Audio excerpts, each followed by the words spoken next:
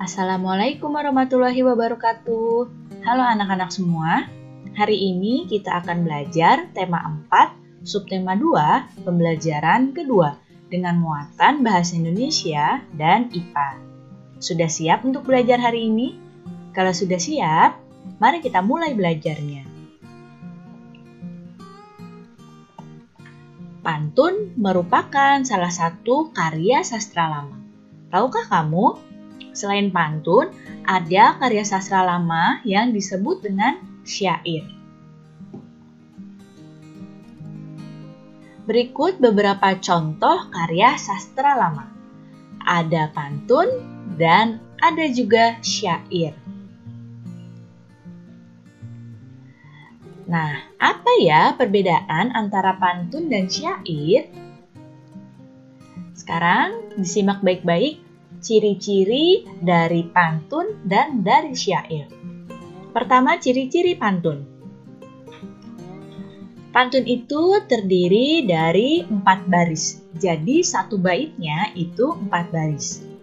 Pantun bersajak A, B, A, B. Kemudian pada pantun, tiap baris terdiri dari 8 sampai 12 suku kata.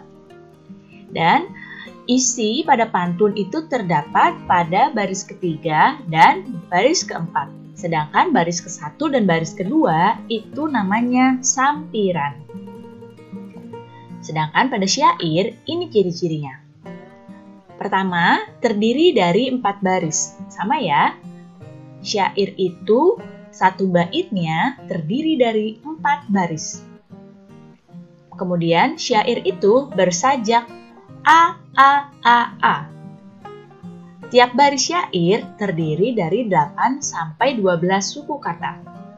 Dan sedangkan pada syair ini semua barisnya merupakan isi. Sekarang lihat contoh pantun berikut ini. Tinggi kokoh berdiri gagah. Tumbuh besar si pohon jati, lebih baik kita mencegah daripada kita mengobati. Nah, dilihat di sini. Ini satu bait pantun ini terdiri dari 4 baris. Baris 1, baris 2, baris 3, baris 4. Baris ke-1 dan kedua pada pantun ini disebut dengan sampiran. Baris ketiga dan baris keempat pada pantun ini disebut dengan isi. Nah, pada pantun ini bersajak ABAB. Perhatikan baik-baik ya. Mana yang disebut sajak ABAB? Pada baris ke-1 dan baris ketiga ini sajaknya A. Karena huruf belakangnya ini sama. Pada baris ke-1 dan baris ketiga ya. Jadi kita sebut sebagai sajak A. Kemudian sajak B ini baris 2 dan baris 4 ini belakangnya sama yaitu T. Nah, ini adalah sajak B. Jadi baris ke-1 dan baris ketiga itu sajak A dan baris kedua serta baris keempat itu sajaknya B. Makanya pada pantun disebut bersajak A, B, A, B. Sekarang kita lihat contoh syair. Jagalah kesehatanmu. Jagalah makananmu, agar selamat hidupmu hingga di hari tuamu. Nah, kita lihat di sini. Ini juga sama ya. Satu bait pada syair ini terdiri dari 4 baris. Baris 1, baris 2, baris 3, baris 4. Nah, kalau pada syair, keseluruhannya ini adalah isi. Jadi maknanya ada pada keseluruhan syair. Sedangkan pada pantun kalau mau cari maknanya, kita lihat pada baris ketiga dan baris keempat. Kalau pada syair, kita harus baca keseluruhan syairnya karena keseluruhan syair ini adalah isinya. Kemudian pada syair ini bersajak A, A, A, A. Kita lihat nih. Nah, mulai dari baris ke-1, baris kedua, baris ketiga, dan baris keempat, akhirannya ini sama semua. Makanya disebut dengan bersajak A, A, A, A. Kalau belakangnya mu, maka sampai baris 4 mu. Kalau belakangnya A, maka harus sampai baris keempat itu A. Ini ya perbedaannya ya, antara pantun dengan syair. Nah, temanmu akan membacakan sebuah pantun. Pergi bermain bersama Rima, tak lupa mengajak Deli. Kesehatan adalah hal utama, kesehatan tak dapat dibeli. Nah, kemarin kalian sudah belajar beberapa gangguan pada organ peredaran darah. Nah, sekarang kita akan belajar tentang penyebab gangguan organ peredaran darah. Penyebabnya ada dari faktor non-keturunan. Nah, faktor non-keturunan ini adalah faktor seperti penyakit dari lingkungan. Apa saja ya faktor non-keturunan ini? Ada jantung koroner, gangguannya, kemudian ada gangguan hipertensi dan hipotensi, ada anemia, dan ada kanker darah atau leukemia. Dan penyebab yang kedua ada di faktor keturunan. Nah, kalau faktor keturunan ini berarti sudah bawaan dari orang tuanya. Apa saja faktor keturunan ini? Ada gangguan yang disebut dengan hemofilia dan ada gangguan thalassemia. Kita akan pelajari yang belum ya. Kemarin kita sudah membahas jantung koroner, hipertensi, dan hipotensi. Sekarang kita akan membahas anemia, leukemia, hemofilia, dan thalassemia. Pertama adalah anemia. Anemia ini merupakan suatu keadaan seseorang kekurangan hemoglobin di dalam tubuhnya. Apa fungsinya hemoglobin? Hemoglobin ini fungsinya untuk mengikat oksigen di dalam darah. Penyebabnya anemia adalah makanan yang dikonsumsi itu kurang mengandung zat besi. Gejalanya yaitu mudah lelah, tampak lesu, pucat, dan sering merasa pusing.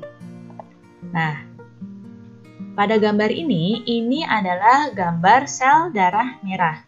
Nah, kalau pada sel darah merah normal, ini seperti ini ya, seperti yang di sebelah kiri. Sedangkan sel darah yang pada anemia yang bisa mengangkut oksigen yang ada hemoglobinnya ini seperti yang gambar sebelah kanan nih. Tampak berbeda ya. Nah, kalau penderita anemia ini makanya tampak mudah lelah, lesu, pucat, sering merasa pusing karena hemoglobinnya itu kurang dalam tubuhnya. Selanjutnya adalah leukemia atau kanker darah.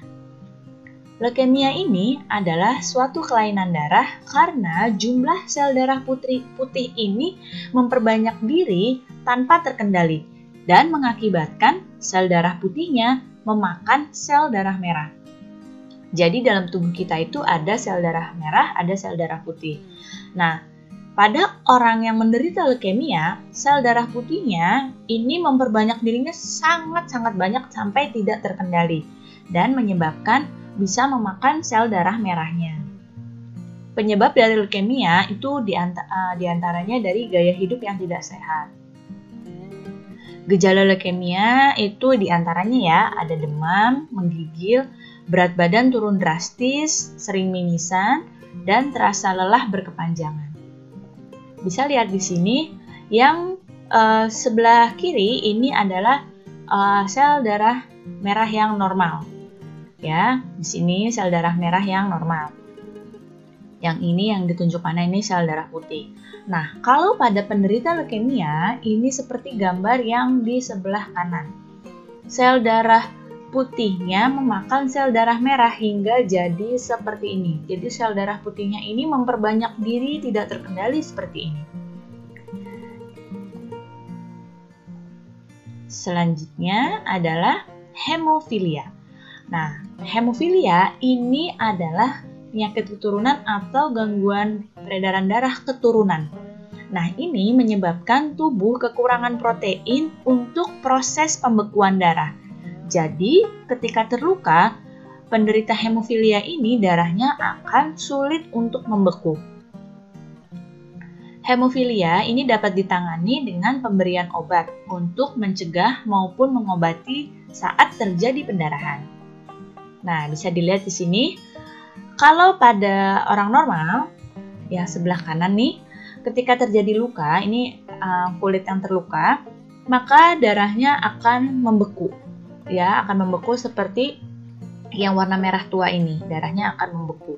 Sedangkan pada penderita hemofilia, ketika terluka seperti ini kulitnya, darah yang keluar dari tubuh ini akan sulit untuk membeku, akan membutuhkan waktu lebih lama untuk membeku.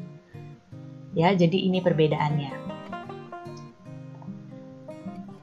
Kemudian ada thalassemia. Ini thalassemia ini juga termasuk kelainan pada darah keturunan, ya. Jadi hemofilia dan thalassemia ini adalah kelainan darah keturunan. Pada thalassemia ini adalah kelainan pada darah sehingga bentuk sel darah merah ini tidak normal dan tidak beraturan.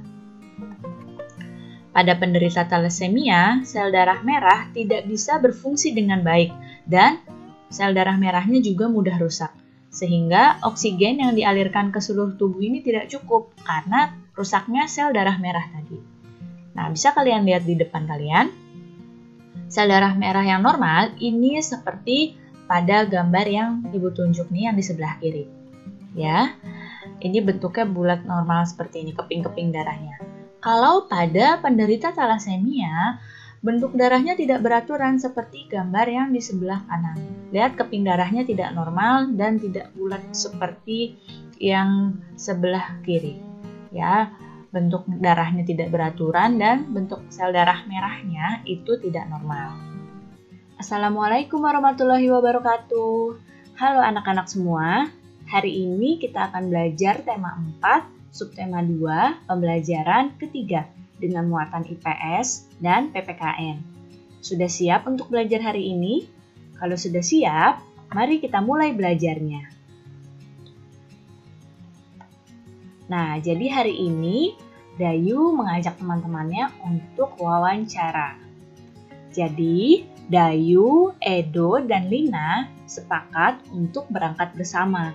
Mereka juga sepakat bahwa Dayu dan Edo akan menghampiri Lina terlebih dahulu, kemudian berangkat lalu menuju ke tempat narasumber wawancara. Nah, kira-kira siapa ya yang mereka wawancarai? Nah, ternyata mereka mewawancarai Pak Damar, seorang pengusaha sandal refleksi untuk melancarkan peredaran darah. Sandal refleksi buatan Pak Damar terbuat dari kayu yang berkualitas yang diperoleh dari daerah sekitar tempat tinggalnya. Pak Damar selalu menyarankan kepada pemasok kayu untuk melakukan reboisasi setelah penebangan. Tenaga kerja di pabrik Pak Damar juga berasal dari warga di sekitar tempat tinggalnya.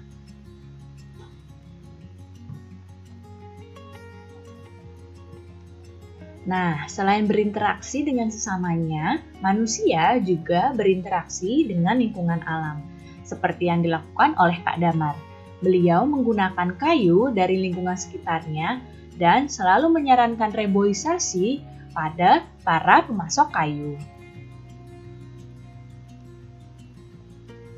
Manusia itu sangat bergantung pada alam. Semua kebutuhan manusia dipenuhi dari sumber daya alam. Lingkungan alam juga menyediakan bahan baku untuk berbagai kegiatan produksi, sehingga lingkungan alam juga berperan dalam pembangunan.